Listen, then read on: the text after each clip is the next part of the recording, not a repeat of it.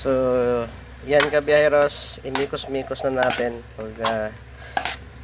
para mas mahalo-halo na yung mga ingredients. Yan. Tapos after natin to mahalo-halo lahat, ay igigisa lang natin. So, mas maganda nga pag meron tayong sizzling plate. So, natutunan ko kasi ito dati sa aking trabaho, no?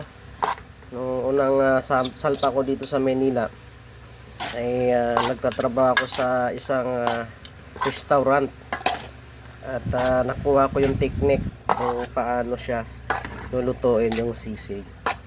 So, napakasarap. Isa to sa mga nagustuhan ng aking anakis sa pagluluto, no? Dito sa sisig na ito. Ayan.